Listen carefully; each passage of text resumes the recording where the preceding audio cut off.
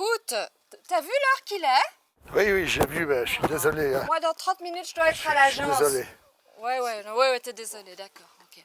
Écoute, Écoute, ouais, j'y on peux mange à rien, une heure j'y peux rien. d'habitude. Je sais pas, moi, t'arrives là à 1h30, tu Ben oui. m'avertis pas, tu dis rien. Moi, Ben, je ne pouvais pas t'avertir parce que j'étais avec l'architecte. Tu pouvais pas, mais moi, je dois être à l'agence dans 30 minutes. Le repas Mais est ouais, froid, mais- Antoine, il est parti. Mais un rendez-vous de chantier, c'est un rendez-vous de chantier, qu'est-ce que tu veux?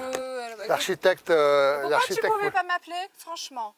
Ben parce que mon portable était je sais pas où il était, mon portable. Voilà, je sais pas où il était. Ouais, bah, ouais. Je l'ai pas, Si moi je je l'ai te pas dis, trouvé. si je te dis, je sais pas où mon portable et puis que je te fais attendre, tu seras pas content comme ça. Écoute, je suis désolé.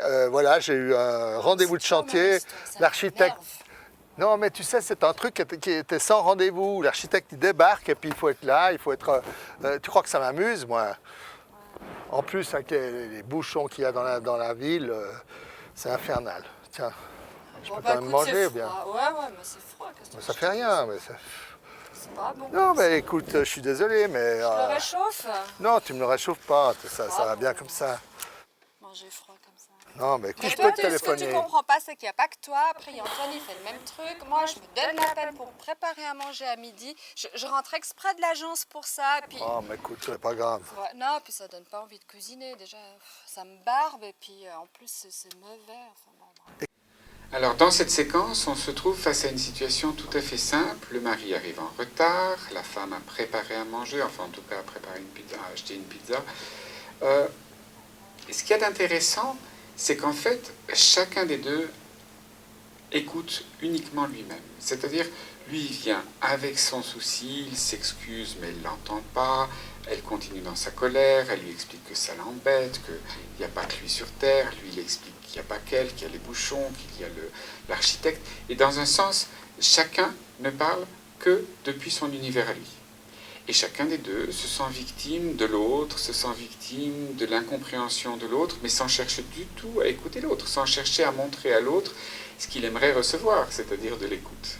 Au fond, tous les deux victimes de leur frustration, de leur colère petit à petit qui monte, la tension ne peut que monter. Je me demande si n'importe lequel des deux avait choisi d'écouter et de comprendre l'autre tout en continuant à expliquer sa propre réalité, si le pont qu'ils n'ont pas construit dans cette scène se serait construit. Parce que sinon, tel que c'est parti, la tension ne peut que monter. Qu'en pensez-vous?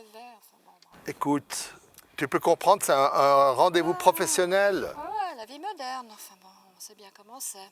Comment on sait bien comment c'est? Tu insinues des choses?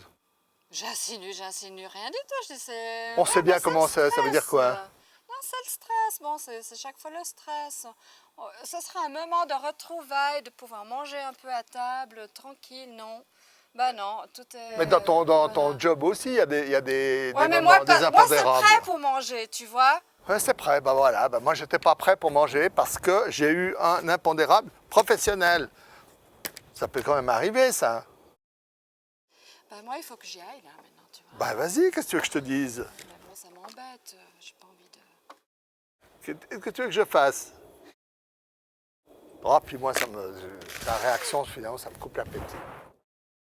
Moi, j'arrive, je suis déjà stressé, je pourrais manger tranquillement maintenant. Voilà, c'est Ouais. pas ma faute.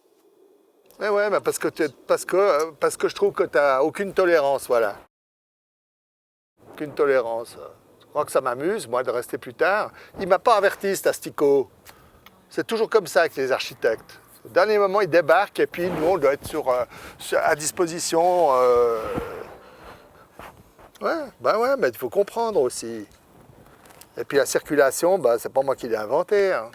Puis tu repars à quelle heure, là?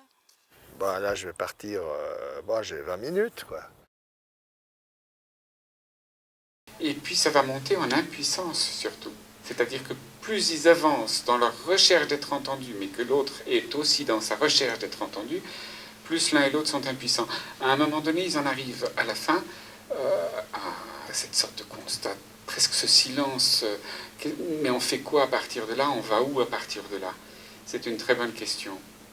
À ce stade-là, ils peuvent soit recommencer avec d'autres arguments et toujours à chercher à être entendus, soit à chercher à communiquer.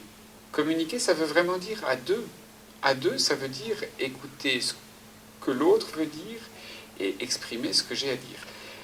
Quand je suis seulement sur exprimer ce que j'ai à dire, c'est pas vraiment une communication, ou plutôt c'est une communication, mais c'est en tout cas pas un dialogue.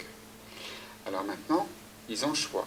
Ou ils se mettent à dialoguer, c'est pas forcément simple, ou ils continuent leur dispute. Et s'ils la continuent, ben, elle peut même s'arrêter parce qu'ils vont sortir, parce qu'ils vont avoir leur activité, et reprendre le soir et reprendre le lendemain sous diverses formes, ou alors ils s'arrêtent et se mettent à dialoguer, c'est-à-dire exprimer ce que je vis et écouter ce que tu